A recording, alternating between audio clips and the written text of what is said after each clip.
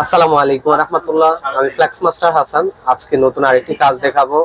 Samsung F62 এটি display automatic blank হয়ে গিয়েছিল।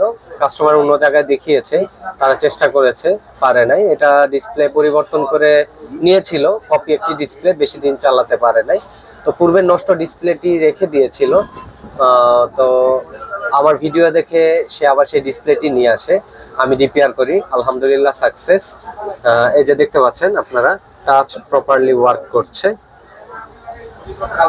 তো আপনাদের যদি এই ধরনের প্রবলেম হয়ে থাকে যে পূর্বের ডিসপ্লেটি অটোমেটিক নষ্ট হয়ে গেছে, তবে আপনারা নির্ভয়ে নিয়ে আসতে পারেন আইট্রাস্ট মোবাইল ফোন সার্ভিসিং সেন্টারে।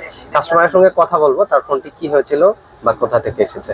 আসসালামু আলাইকুম ওয়া রাহমাতুল্লাহ। ওয়ালাইকুম আসসালাম ওয়া রাহমাতুল্লাহ। ভাইয়া কোথা থেকে এসেছেন? ভাইয়া আমি সেই চট্টগ্রাম থেকে এসেছি। আচ্ছা, তো আপনার ফোনের কি প্রবলেম বিস্তারিত একটু বলবেন।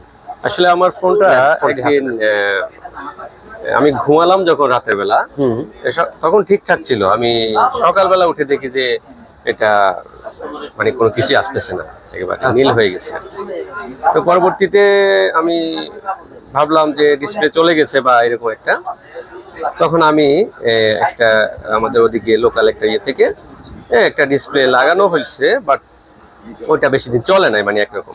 কিন্তু এই পুরোনো ডিসপ্লেটা আমি রেখে দিছি। তখন আমি আপনার ভিডিও দেখলাম ইউটিউবে, দেখে আমার খুব ভালো লাগছে।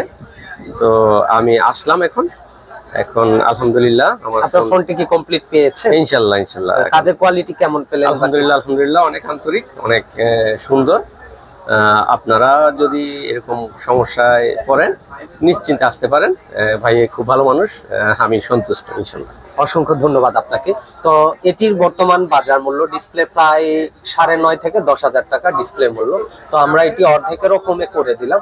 তো আপনারা আপনার শখের ফোনটি নির্ভয়ে নিয়ে আসতে পারেন iTrust mobile phone servicing centre, Dhaka Motalib plaza.